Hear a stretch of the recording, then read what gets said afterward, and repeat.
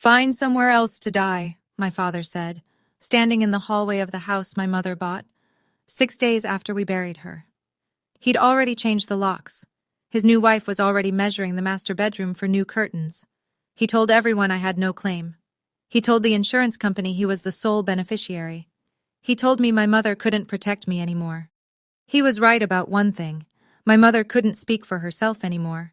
But what he didn't know was that she didn't need to. She'd already said everything she needed to say, in a document he never knew existed. My name is Dahlia Owens. I'm 28 years old, and I have lupus.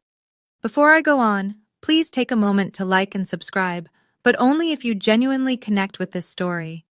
Drop a comment telling me where you're watching from and what time it is where you are.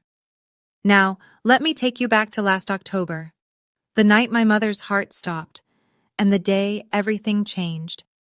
The hospital room smelled like hand sanitizer and dying flowers. Someone had left a vase of carnations on the windowsill 3 days earlier, and nobody had thought to throw them out. I was holding her hand. My mother's hand. It was so thin I could feel every bone. Eleanor Grace Owens, the woman who built a financial consulting career from a studio apartment and a library card, weighed 91 pounds. Pancreatic cancer had taken the rest. 14 months. That's what the doctors had given her. She used every single day.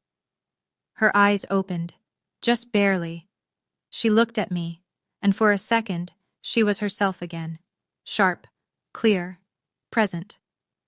"The house is yours, baby," she whispered. "Don't let anyone tell you different." I squeezed her hand. I thought it was the morphine. I thought she was confused, saying things that wouldn't mean anything tomorrow. She closed her eyes. The monitor beeped. Then it didn't. I sat there for 11 minutes before the nurse came in. I know because I counted every second. My father arrived 2 hours later. Denise was with him.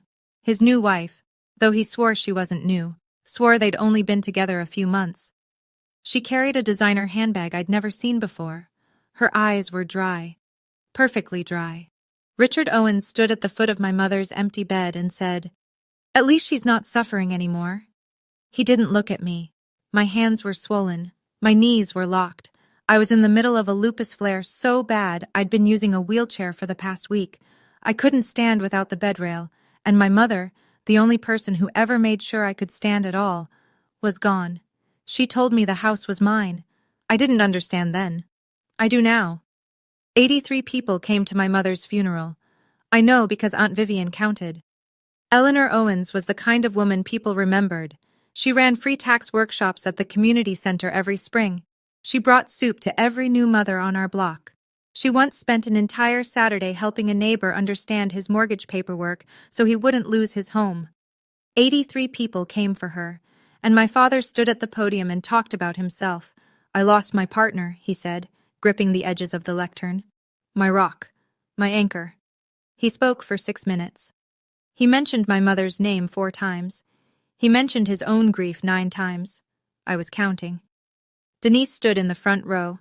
Black dress, gold bracelet, new, heavy, catching the light every time she moved. She cried exactly when someone was looking at her and stopped exactly when they turned away. I watched her do it 3 times. I sat in my wheelchair near the side aisle. Not the front row. Nobody had saved me a seat there. Aunt Vivian, my mother's older sister, sat beside me. She held my hand the way Mom used to. Firm, warm, like she was keeping me from floating away. "Something's not right with that woman," Vivian whispered, watching Denise dab at dry eyes with a folded tissue. After the service, people lined up to hug Richard. Denise accepted condolences like she was hosting a cocktail party. Gracious nods, soft thank yous, a hand on every arm. I was wheeling myself toward the parking lot when I saw Denise step behind the chapel, phone pressed to her ear. Her voice was low, but I caught every word. "It's done. We can start Monday." She hung up, turned, saw me, smiled. "You should rest, sweetheart," she said. "You look exhausted." 3 days after the funeral, the house still smelled like the lilies people had sent, wilting petals on every surface. Richard called me to the living room. He sat in my mother's armchair. the green velvet one she'd had since before I was born. Denise sat on the armrest beside him, legs crossed, one hand on his shoulder. "We need to talk about the house," Richard said. I was on the couch across from them. My joints ached, my hands were stiff. I'd barely slept in a week. "This house," he continued, "the investment accounts, the life insurance, it all comes to me. I'm the surviving spouse. That's how the law works." Denise nodded. "It's what the law says, sweetie." Richard slid a piece of paper across the coffee table. A quitclaim deed. My name was already typed at the bottom. All I had to do was sign. "Just make it easy," he said, "for everyone." I stared at the paper. The ink was fresh. Someone had prepared this in advance. "Mom told me the house was mine," I said. Richard leaned back. "She was on painkillers. That means nothing." "She said it before the painkillers." His jaw tightened. "Your mother spoiled you. You think you deserve something you didn't earn?" Denise rubbed his shoulder. "Honey, she's grieving. Give her a minute." I didn't touch the paper. "I already have a lawyer," Richard said. His voice dropped. Calm, practiced. "He says your mother died without a will. No will means everything goes to me. That's the law in this state." He stood up, looked down at me. "If you don't sign this by Friday, I'll have you removed." He walked out. Denise followed. She left the quitclaim deed on the table, perfectly centered, like a place setting. Friday was 2 days away. Friday came. I didn't sign. At midnight, my bedroom door opened. No knock, no warning, just the click of the handle and the hallway light cutting across my bed. Richard stood in the doorway holding an empty suitcase. He tossed it onto my blanket. "Pack your things." I sat up. My shoulders screamed. The flare was getting worse, my joints hot, swollen, every movement like grinding glass. "This is Mom's house," I said. "Your mom is dead, and I'm the surviving spouse. This is my house." Behind him, in the hallway, Denise leaned against the wall, arms folded, watching, the smallest smile on her lips. Richard stepped closer. His voice was low, steady, the kind of calm that comes from having already decided. "Find somewhere else to die. Your mother isn't here to protect you anymore." I looked at him for a long time. My father. The man who drove me to my first lupus appointment when I was 16. The man who used to carry me to bed when the pain was too bad to walk. That man was gone. Or maybe he'd never really been there. Maybe it was always Mom standing behind him, holding us both up. I packed what I could. Clothes, medications, my mother's reading glasses from the nightstand. I dragged the suitcase across the porch she used to sit on every morning. Her wind chimes were still ringing in the cold. I called Aunt Vivian at 1 a.m. She answered on the first ring. She didn't ask questions. She just said, "I'm coming." In her car, I couldn't cry. My body didn't have the energy. Vivian reached over and held my hand on the center console. "We're going to figure this out," she said. And somewhere in the back of my mind, a number surfaced. A phone number my mother had made me memorize years ago. I'd never called it. I didn't even know whose it was, until now. Aunt Vivian's guest room had yellow curtains and a quilt that smelled like cedar. I sat on the edge of the bed at 3 a.m. and tried to figure out what I had left. I opened my phone, checked my bank account. $2,112. That was everything. I called my pharmacy the next morning. The automated system cut through before I could even spell my last name. "Your insurance has been terminated. If you'd like to pay out of pocket, the total for your current prescriptions is $1,814. 1 month of medication. Nearly my entire savings. Hydroxychloroquine, prednisone. The drugs that kept my immune system from eating my own body alive. Without them, the flares would get worse. The kidney damage would accelerate. My doctor had been clear about that for years. Richard hadn't just taken my home. He'd cut off my ability to stay alive. I sat at Vivian's kitchen table with a mug of tea I couldn't drink because my hands were too swollen to grip it. She sat across from me and watched me stare at nothing. "Your mama told me something once," she said quietly. "It was about a year before she got sick. She grabbed my arm at Thanksgiving, right in the kitchen while Richard was watching football, and she said, 'If anything happens to me, tell Dahlia to call Margaret Hollis.'" I looked up. "Who's Margaret Hollis?" Vivian reached into her purse. She pulled out a folded napkin, old, soft at the creases, a phone number written in blue ink. "I don't know," she said, "but your mama wrote this down and made me keep it. She said you'd need it when things got bad." I took the napkin. The handwriting was my mother's, neat, deliberate. Even on a napkin, she didn't rush. Things were bad. Things were as bad as they could get. Or so I thought. Richard moved fast. I'll give him that. Within a week, he'd called every relative in our family. Uncle Thomas, Uncle Gerald, cousins I hadn't spoken to since Thanksgiving 2 years ago. He called them all. His version of the story went like this. Dahlia, still grieving, became erratic. She refused to cooperate with the estate process. She left the house on her own. She was unwell, physically, and he implied, mentally. "She needs help," he told Uncle Thomas. "I tried. She wouldn't let me." Denise handled the digital side. She posted on the family Facebook group, the one Aunt Eleanor had created years ago for sharing holiday photos and birthday wishes. "We tried to help Dahlia, but she wants to do things her own way. Please pray for her." 47 reactions, hearts, praying hands, comments like, "So sorry you're going through this," directed at Richard and Denise, not at me. My phone rang for 3 days straight. Cousins, aunts, people I barely knew.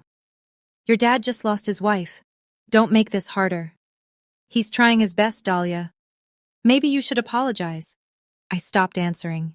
Vivian fielded the calls from me while I lay on her guest bed, staring at the ceiling, feeling the inflammation crawl up my wrists like fire under the skin. One person believed me.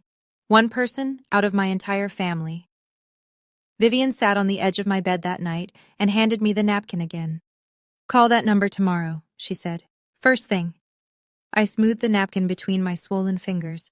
Margaret Hollis. I didn't know her. Didn't know what she did. Didn't know what my mother had told her or why. But my mother had planned this. She'd written the number down. She'd told Vivian to remember. My mother didn't do things without a reason. I set my alarm for 7 a.m. I called at 7:15. No answer. Again at 7:40. Voicemail. 8:05. Voicemail again. At 8:22, I dialed for the 4th time. My thumb was shaking. Not from the lupus this time. 2 rings. Then a voice. Low, steady, warm in the way that courtroom voices sometimes are. Professional warmth. The kind that makes you trust someone before you know why. "Hollis and Crane, attorneys at law." I swallowed. "My name is Dahlia Owens. My mother was Eleanor." "Dahlia Owens?" The voice changed, not louder, closer. "Eleanor's daughter?" "Yes." A pause. 3 seconds, maybe 4. I could hear a chair creak. "I've been waiting for your call." I gripped the phone so hard my knuckles turned white. "Your mother came to me 3 years ago," Margaret said. "She knew this would happen. She prepared for it." 3 years. Before the diagnosis, before the chemo, before Denise ever unpacked a suitcase in our house. My mother had walked into this woman's office 3 years ago and started getting ready for the moment I was living right now. "I can't say more over the phone," Margaret continued. "Can you come to my office tomorrow, 10 a.m.? Yes, I can." "Good. Bring your ID, nothing else." I wrote down the address with a pen Vivian handed me, my hand trembling on the paper. "Dahlia," Margaret's voice slowed. "Whatever you do not sign anything your father gives you. And don't tell him you called me." "I won't." "One more thing. Your mother told me you'd call when things got bad. She said I'd know because you'd sound exactly the way you sound right now." I couldn't speak. My throat closed around something that felt like a fist. "She also told me to tell you, you're going to be okay." The line clicked. I sat on Vivian's kitchen floor with the phone against my chest and breathed. "Tomorrow, 10 a.m.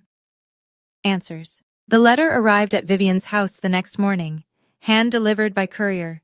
Cream-colored envelope, heavy paper, the kind lawyers use when they want you to feel small before you even open it. Bradley Knox, Esquire, representing Richard Allen Owens.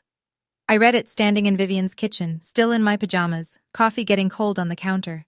The language was sharp and clean. Eleanor Owens died intestate, without a valid will.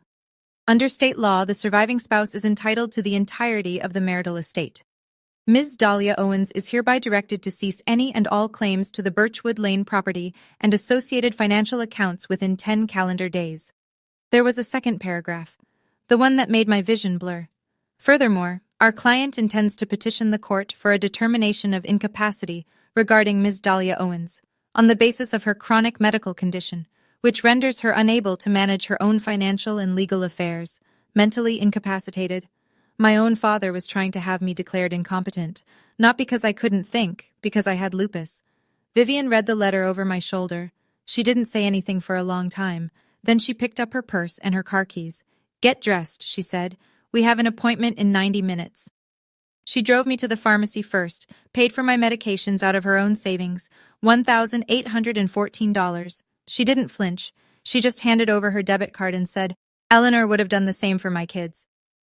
In the car, I stared at the letter again. The word incapacity sat in the center of the page like a bruise. My father hadn't just taken my home and my insurance. He was coming for my legal right to fight back. We pulled into Margaret Hollis's parking lot at 9:53, 7 minutes early. I was done being late. Margaret's office was on the second floor of a brick building downtown. Small brass nameplate by the door. No flash, no marble lobby, just quiet competence. I was sitting in her waiting room when my phone rang. Richard. I almost didn't answer. But something in me, maybe the part that still remembered he was my father, picked up. "Sign the paper, Dahlia." "No. You have nothing, no money, no job, no insurance. I have rights. You have lupus, that's all you have." The words landed like a slap, clean, deliberate. He'd practiced that. "Mom wouldn't want this," I said. "Your mom is gone, I'm what's left." "Then I'll talk to a lawyer." Silence. Long enough that I could hear Denise whispering something in the background. "What lawyer?" he finally said. "With what money?" I hung up. My hand was trembling. I set the phone face down on the chair beside me and pressed my palms flat against my thighs until they stopped shaking. The receptionist looked at me. She didn't say anything, but she pushed a glass of water across the counter. Vivian was sitting beside me. She'd heard the whole thing. "What did he say?" she asked. I looked at her. "He doesn't know yet." Vivian studied my face. She nodded slowly. She understood. At 10 a.m. exactly, the inner door opened. A woman stood there, early 60s, silver-streaked hair pulled back, reading glasses perched on her nose. She wore a gray blazer over a white blouse. No jewelry except a thin watch. She looked like the kind of person who never raised her voice because she never needed to. "Dahlia," she smiled. Not the sympathetic smile people had been giving me for weeks. A real one, warm and sure. "I'm Margaret Hollis. Your mother was one of my closest friends. Come in." I spent 2 hours in Margaret's office that morning. She told me things I'll share with you soon. But first, I need to tell you what happened while I was there, because Denise wasn't sitting still either. My phone buzzed as I was leaving Margaret's building. Dr. Nathan Briggs, my rheumatologist, the man who'd been treating my lupus for 6 years. He never called unless something was wrong. "Dahlia, I need you to know something." His voice was careful, measured. "A woman called my office this morning, identified herself as Denise Owens, said she was your stepmother and legal guardian." I stopped walking. Vivian held my arm. "She requested a full copy of your medical records, treatment history, psychological evaluations, medication lists, everything." "What did you tell her?" "I told her no. HIPAA doesn't allow it. She's not your guardian. She's not on any of your forms." He paused. "But Dahlia," she was specific.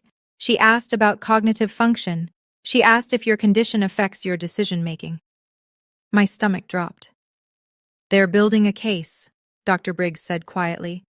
"They want documentation that says you can't take care of yourself." I leaned against Vivian's car. The October wind bit through my coat. "Can I give you some advice?" he said. "Not as your doctor, as someone who's watched you fight this disease for 6 years. Yes, I can't tell you what to do, but I can tell you, protect yourself." I thanked him, hung up, told Vivian everything. She gripped the steering wheel until her knuckles went pale. "That woman is evil." That night, I sat on Vivian's guest bed and wrote down everything, every conversation, Every date, every dollar, everything my mother had ever said about the house, the accounts, the future. And I remembered something else, a sentence from years ago when Mom thought I was asleep on the couch. Everything's in my name, baby, not his, mine. She'd been talking to someone on the phone. I never knew who. Now I was beginning to understand. Let me take you back to that morning in Margaret's office, the part I skipped. The room was small, but warm. Bookshelves floor to ceiling, legal texts with cracked spines. On the wall behind her desk, a framed photograph. Two young women on a college lawn, laughing. One was Margaret. The other was my mother, 20 years old, with her whole life ahead of her. Margaret caught me looking at it. Fall of '84, she said. Your mother was the smartest person I ever met, and I went to law school. She sat down, opened a drawer, pulled out a leather folder, thick, worn at the corners. Your mother came to me 3 years ago, she said, right after she found text messages on Richard's phone. Messages from Denise. I felt the room tilt. 3 years ago? That was before she was even diagnosed. Exactly. Margaret folded her hands on the desk. She came to me and said, I need to make sure Dahlia is taken care of, no matter what happens to me. She wasn't sick yet, but she was clear-eyed. She saw what Richard was becoming. Margaret opened the folder. Inside I could see stacked documents, tabbed and labeled. She didn't show me the contents. Not yet. Your mother put everything in order, Dahlia. The house, the accounts, everything. What do you mean, everything? She held up a sealed manila envelope. Heavy, official, my mother's handwriting on the front. Just my name, Dahlia. Your mother wrote this for you, but you'll hear it at the reading. The reading? The formal reading of her will. Margaret leaned forward. Which I will be scheduling within the next 2 weeks. Every relevant party will be required to attend. She paused. Let the weight of it settle. Your mother wasn't afraid of dying, Dahlia. She was afraid of what would happen to you after. I couldn't touch the envelope. I could only stare at my name in her handwriting and feel my chest crack open. Margaret gave me a glass of water. I drank half of it before I realized my hands had stopped shaking. Here's what you need to understand, she said. Your father's lawyer is claiming Eleanor died intestate, without a will. That's the foundation of everything he's doing. The quitclaim deed, the insurance claim, the incapacity petition. All of it rests on the idea that your mother left nothing behind. She tapped the leather folder. He's wrong. Margaret explained it piece by piece. My mother had executed a formal last will and testament 3 years ago. It was notarized by a retired judge, Judge Patricia Henley, a personal friend of Margaret's. 2 independent witnesses signed. And Eleanor had recorded a video statement to accompany it, confirming her wishes in her own voice, on camera, while healthy and lucid. This will is airtight, Margaret said. No competent attorney would challenge it. My mind was spinning. 3 years. My mother had spent 3 years preparing for this and never said a word to me. She also left a handwritten letter, Margaret added. She wanted everyone to hear it. Everyone? At the reading. I'll send formal notice to Richard, to his attorney, and to the relevant family members. They'll all be in the room. I sat with that. The image of Richard, sitting in a room, hearing my mother's words read aloud, words he didn't know existed. You don't have to fight, Dahlia. Margaret's voice softened for the first time. Your mother already fought for you. All you have to do is show up. I cried then, quietly. Not the way I'd been crying all month. Out of pain, out of fear, out of exhaustion. This was different. This was the cry of someone who just learned she wasn't alone after all. Margaret pushed a box of tissues across the desk. She didn't rush me. There's one more thing your mother did, she said after I'd wiped my eyes, but it's better if you hear it with everyone else in the room. 2 days later, the letters went out. Certified mail. Return receipt requested. Richards arrived at the Birchwood Lane house, my mother's house, on a Tuesday morning. I know because Aunt Vivian told me what happened next. He called her. His voice wasn't the same voice that told me to find somewhere else to die. This voice was thinner, faster, almost confused. Who is Margaret Hollis? Eleanor never mentioned a lawyer. Vivian kept her answer short. Come to the reading and find out. What reading? There is no will. My lawyer already confirmed. Then you have nothing to worry about, Richard. She hung up. That evening my phone rang. Richard again. But the tone had changed. The cold authority was gone. In its place, something I almost didn't recognize. He sounded careful. Listen, sweetheart. Maybe we can work something out. You don't need a lawyer. Sweetheart. He hadn't called me that since I was 15. I'll be at the reading, Dad. Dahlia. See you there. I hung up. Vivian looked at me across the kitchen table. She raised her coffee mug in a silent toast. Denise posted on Facebook that night. No direct mention of the reading, just a Bible verse about betrayal and a caption. When family turns on you, God sees everything. 8 heart reactions. 3 prayer emojis. I didn't respond. I didn't even open the app. I was sitting on Vivian's couch, making a list Margaret had asked me to prepare. Dates, events, things my mother had said. Margaret had also called me that afternoon with an update. Richard had hired a second lawyer, Carl Myers, a specialist in estate disputes. He's panicking, Margaret said. I could hear the calm smile in her voice. Good. 2 weeks. 14 days until everyone sat in the same room and my mother spoke for the last time. I took my medication. I went to bed. And for the first night in weeks, I slept without waking up. The morning of the reading, I stood in front of Vivian's bathroom mirror for a long time. I'd lost weight. The flare was still active. My fingers were puffy, my wrists stiff, and there were shadows under my eyes that no amount of concealer could fix. But I put on a clean blouse, a dark blazer Vivian had lent me, simple flats because heels were out of the question. Margaret had said, "Come dressed like you belong." Because you do. Vivian drove. Neither of us spoke. The radio was off. Just the sound of tires on wet asphalt and Vivian's turn signal clicking like a metronome. Hollis and Crane occupied a quiet corner office in a brick building on Whitmore Street, 2nd floor. No elevator. I took the stairs one at a time, Vivian's hand on my elbow. The conference room was already set up. Long oak table, 12 chairs, water pitchers at each end. A window overlooking the street, pale October light falling across the carpet. People were already there.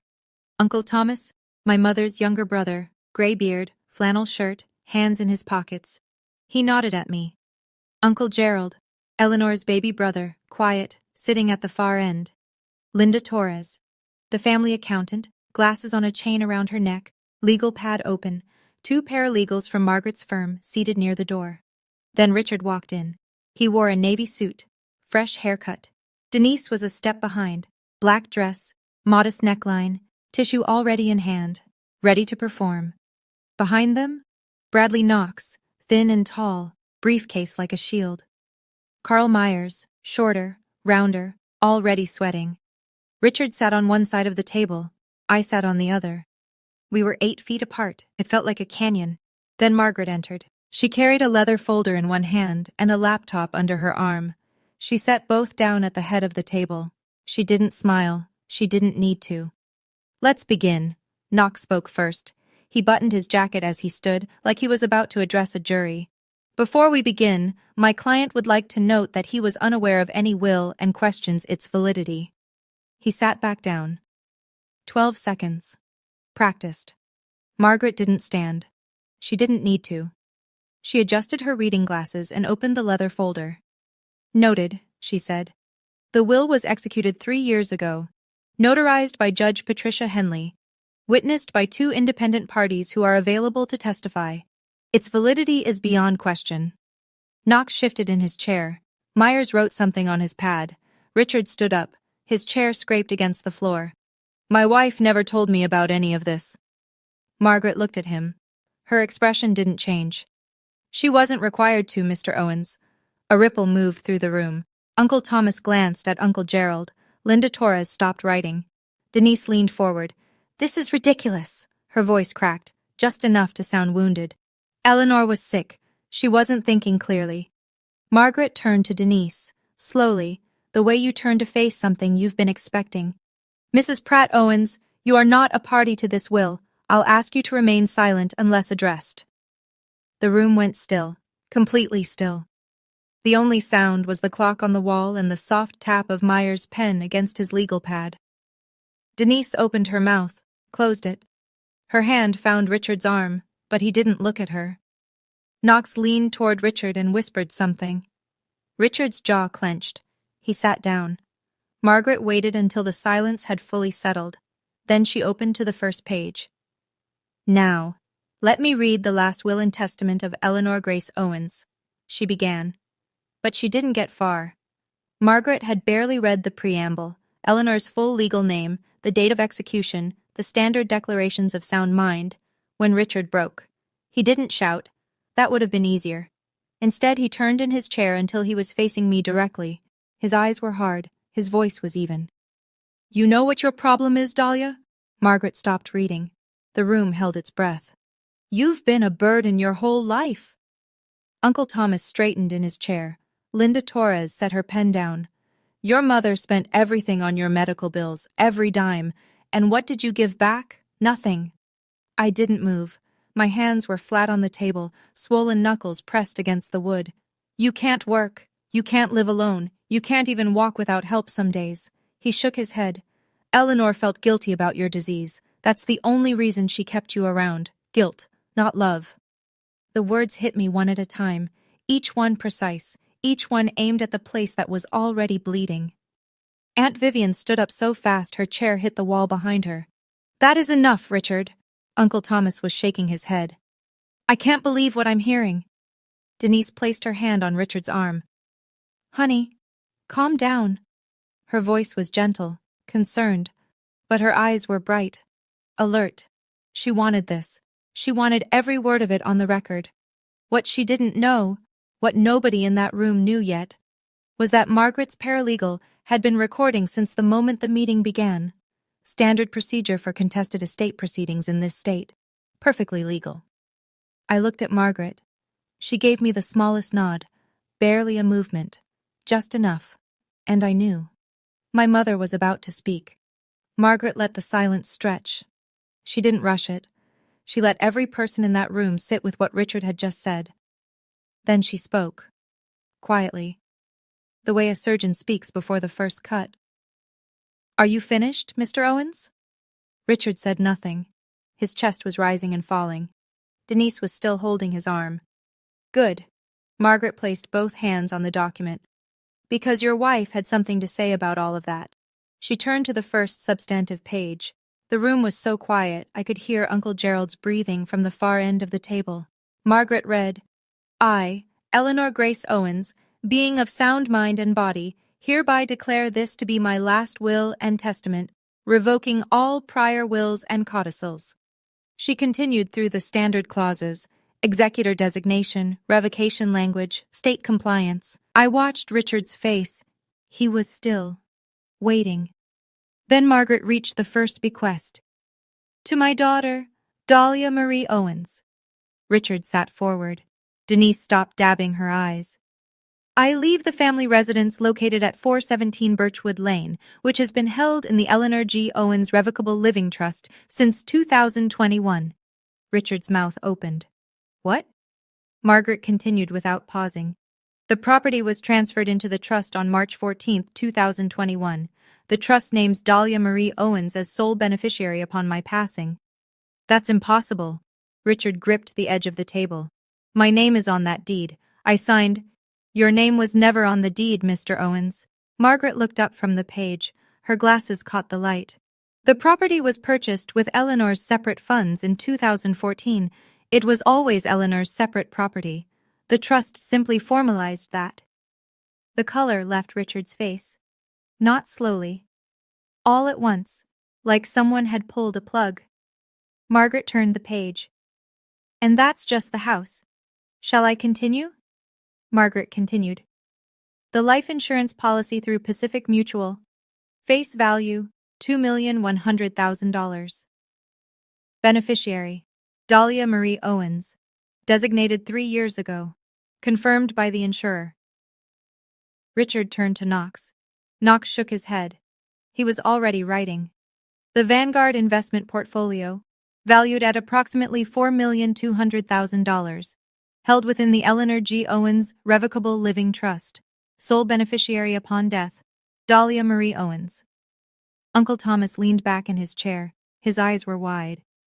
The individual retirement accounts at Fidelity, current value approximately $1,800,000. Designated beneficiary, Dahlia Marie Owens. Linda Torres, the accountant, was flipping through her own notes. She looked up at Margaret. Margaret met her gaze and nodded. Linda nodded back. The numbers were clean. The savings account at First National, containing approximately $850,000. Originally a joint account. Eleanor separated it into an individual account on June 12, 2022. The balance passes to Dahlia Marie Owens. Margaret paused. She turned one more page. To Vivian Louise Perry, my beloved sister, $500,000, with my gratitude for a lifetime of love. Vivian pressed her hand to her mouth.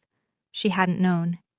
To the Lupus Research Alliance, $200,000, in honor of my daughter's strength. Margaret set the page down. She removed her glasses, looked directly at Richard. To Richard Allen Owens, my husband, $50,000.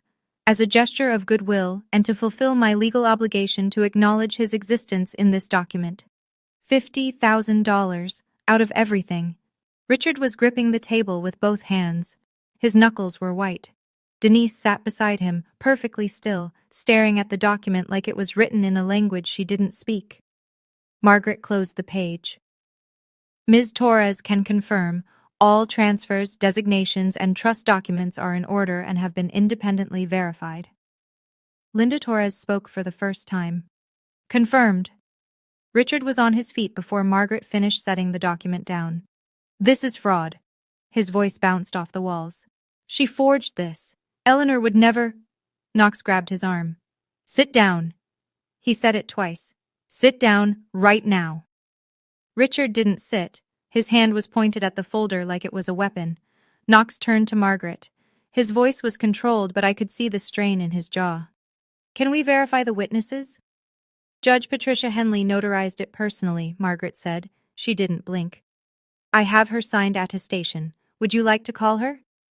Knox didn't answer. He didn't need to. A sitting judge's notarization was a fortress. He knew it. Myers knew it. Everyone in that room with a law degree knew it. Richard spun toward me. You put her up to this. Spit at the corner of his mouth. You manipulated a dying woman. I looked at him, my father. His face red, his hands shaking, every mask gone. I spoke for the first time since the meeting began. My voice was steady. I don't know how. Mom did this 3 years ago, before she was even sick, before Denise moved in. The words hung in the air. I watched them land on every face around the table. Uncle Thomas nodded slowly. Uncle Gerald closed his eyes. Denise stood up. Tears streaming now, real or manufactured, I couldn't tell anymore. This family is tearing itself apart. Eleanor wouldn't want this. Aunt Vivian didn't even look at her. Sit down, Denise. You didn't know Eleanor. I did. Denise froze, then sat. Knox leaned close to Richard's ear. I was near enough to hear the whisper. We can't contest this, not with a judge's notarization and video evidence. Richard looked at Knox the way a drowning man looks at a life raft that's floating away. Video? He said. What video? Margaret opened the laptop. Eleanor recorded a video statement to accompany the will, Margaret said. She positioned the laptop so the screen faced the center of the table. She asked that it be played in full. She pressed play. And there she was, my mother, sitting in the living room at Birchwood Lane, the green velvet armchair, the same one Richard had claimed as his, late afternoon light through the window. Her hair was still thick, her face still full. This was before the cancer, before the chemo hollowed her out. She was wearing the blue cardigan I'd given her for Christmas 3 years ago. If you're watching this, she said, then I'm gone. Her voice was clear, calm. The voice I remembered from bedtime stories and doctors' waiting rooms, and every single night she sat beside me during a flare, rubbing my hands until I could sleep. And I'm guessing Richard is sitting in that room right now, angry. I looked at Richard. He flinched, just slightly, like she'd tapped him on the shoulder from somewhere he couldn't see. I want Dahlia to know something. Mom looked directly into the camera. You were never a burden. You are the best thing I ever did. Your lupus doesn't define you. Your heart does. Aunt Vivian grabbed my hand under the table. I put everything in your name because I trust you. Not because I don't love your father, but because I know what happens when grief meets greed. She paused, took a breath. Richard, if you're listening, I hoped you'd prove me wrong. I really did. Uncle Thomas wiped his eyes with the back of his hand. Uncle Gerald's head was bowed. Linda Torres had stopped writing entirely. Richard stared at the screen. His jaw was locked. His hands were flat on the table. He didn't move. Denise's eyes drifted toward the conference room door, and then my mother said, "There's one more thing I need to say. About Denise." My mother's face on the screen didn't change. She didn't look angry. She didn't look bitter. She looked like a woman telling the truth because she wouldn't get another chance. "Denise," she said, "I know you've been seeing Richard since before my diagnosis. I found the messages on his phone 2 months before I went to see Margaret." The room stopped breathing. I turned to look at Denise. The tissue was frozen against her cheek. Her eyes were fixed on the screen. The performance was over. Richard's head snapped toward Denise. "You told me she never—" "I don't say this out of bitterness," my mother continued, her voice cutting cleanly through the room. "I say this because Dahlia deserves to know, and everyone in this room deserves to know, that the decisions I made were based on facts, not feelings." Uncle Thomas's hands were gripping his knees. Uncle Gerald looked at Richard with an expression I'd never seen on his gentle face before. Disgust. Mom went on. "Richard chose Denise before I even started chemo. I chose to protect my daughter." My chest ached, not from the lupus, from the weight of understanding. My mother had known everything. She'd watched her husband fall for someone else while she was still healthy, still present, still making dinner and folding laundry in a house she knew she might lose. And she didn't scream, she didn't beg. She went to a lawyer and built a wall around me. "Dahlia," Mom said. She smiled then. Small, sad, beautiful. "Live your life, take care of your health, and remember, you don't owe anyone who chose to leave you." The screen went dark. Nobody spoke. Denise picked up her handbag. She stood. She walked to the door, opened it, and left. She didn't look at Richard. She didn't look at anyone. Richard sat alone on his side of the table. No wife, no new wife, just a man in a navy suit staring at a closed laptop with 12 people watching him become exactly what my mother said he would. Margaret closed the laptop. She placed her glasses back on. When she spoke, her voice was the same as it had been at the start, measured, professional, utterly unshakable. "The trust transfers effective immediately. Dahlia Marie Owens is the sole owner of the Birchwood Lane property." She turned a page in the folder. "Regarding the life insurance policy and investment accounts, I've already filed the necessary documentation with the respective institutions. Dahlia's beneficiary status has been confirmed by each one." Knox was packing his briefcase. He hadn't spoken since the video. Myers was staring at his blank legal pad like it owed him an explanation. Margaret looked at Richard. "Mr. Owens, you have 30 days to vacate the Birchwood Lane property, as you are no longer a legal occupant." Richard's voice came out small. Smaller than I'd ever heard it.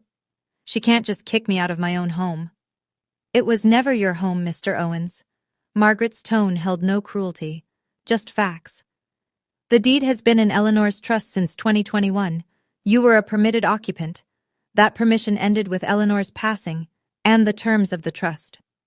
Knox stood. He touched Richard's shoulder. "Let's go." Richard didn't move. "We'll need time to review," Knox said to Margaret. It was the kind of thing lawyers say when there's nothing left to review. "Of course," Margaret replied, "but the law is clear, and the clock starts today." Knox guided Richard to his feet. They walked toward the door. Richard's steps were slow, heavy, like the floor had gotten deeper. He didn't look at me. He didn't say goodbye. He didn't say anything at all. He walked out the same way he walked into my mother's hospital room the night she died, late and alone. 3 days passed. I stayed at Vivian's. I didn't call Richard. I didn't check Facebook. I took my medication, kept my appointment with Dr. Briggs, and read a book my mother had left on her nightstand, a novel about a woman who sailed around the world alone. Mom had dog-eared page 212. On the 4th morning, my phone rang. "Richard." I almost let it go to voicemail, but I answered, because I wanted this to be the last time. His voice was different. Not the commanding voice from the living room. Not the cold voice from midnight. This was the voice of a man who had run out of people to stand behind. Dahlia, I'm your father. You can't just throw me out. You threw me out at midnight, when I was sick, in the cold. I was angry.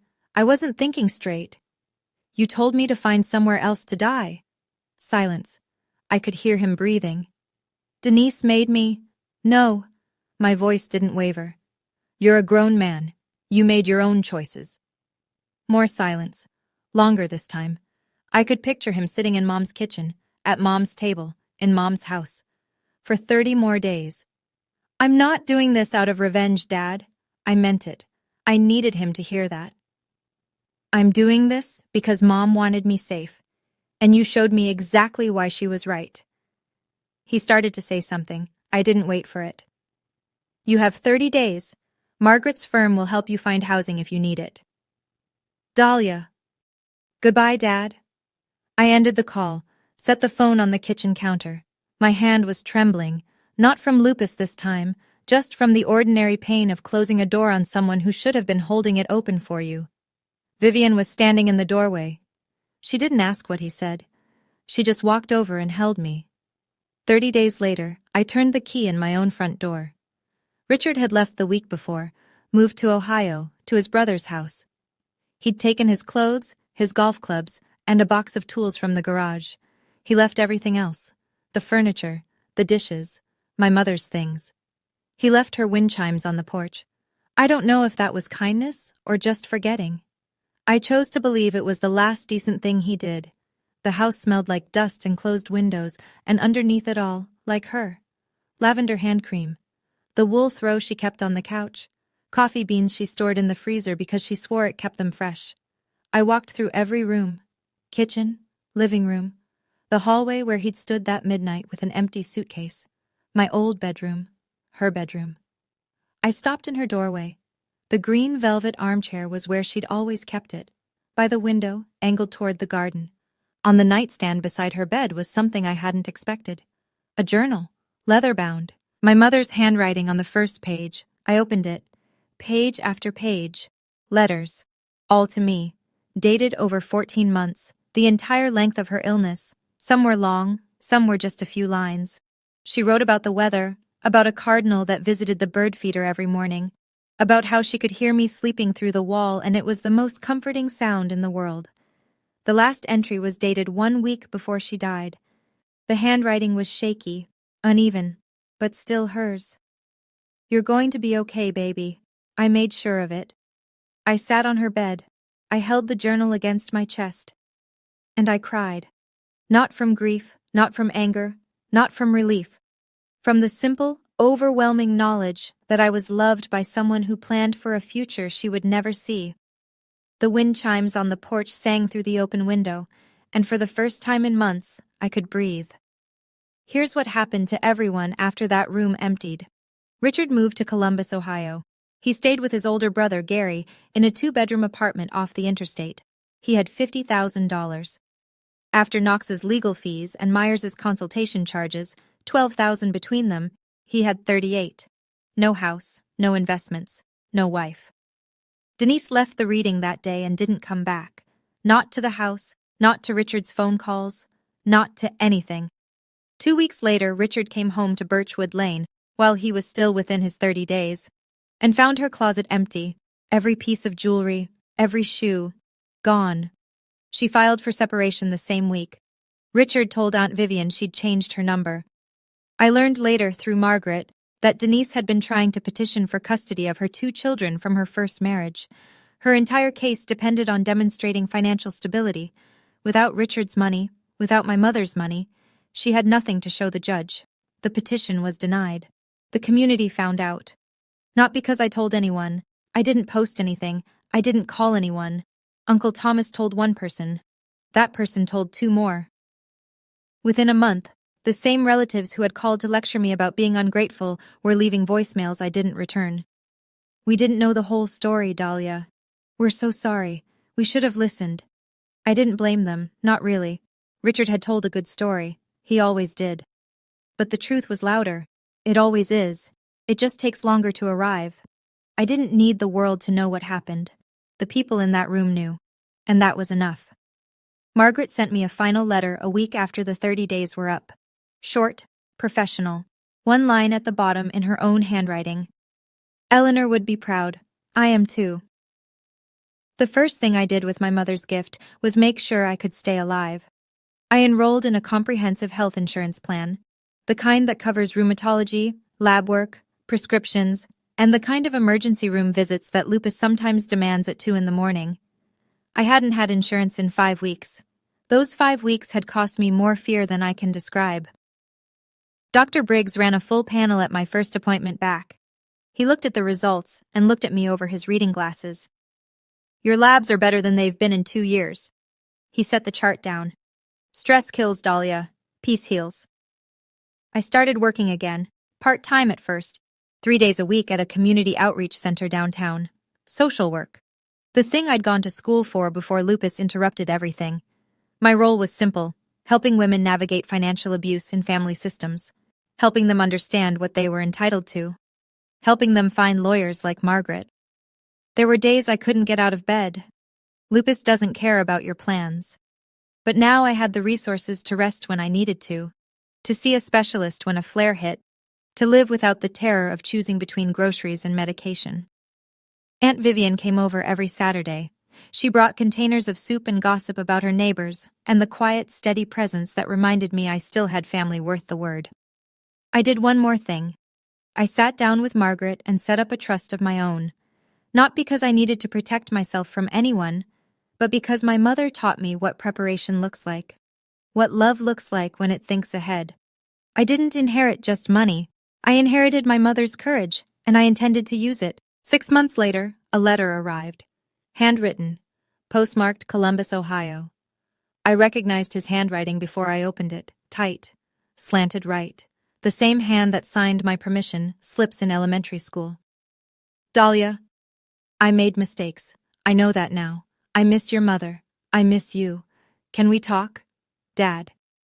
I sat with the letter for a long time, on the porch, in Mom's chair, the wind chimes turning slow circles above my head. I didn't feel anger. That surprised me. I expected anger, the way you expect thunder after lightning. But it didn't come. What came instead was something quieter, a clear understanding that some doors need to stay closed, not out of hatred, out of honesty.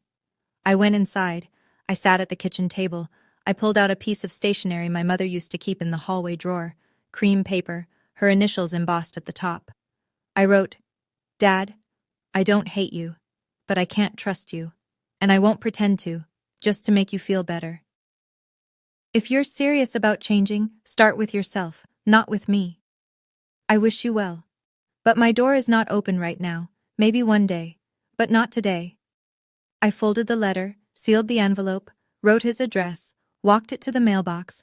I didn't shut the door forever. I want to be clear about that. I didn't make some grand declaration about never speaking to my father again.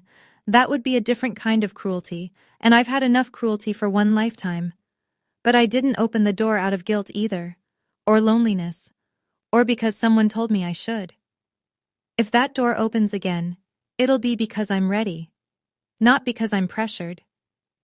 I went back to the porch. The wind chimes caught a breeze. I listened to them the way I used to listen to my mother humming in the kitchen.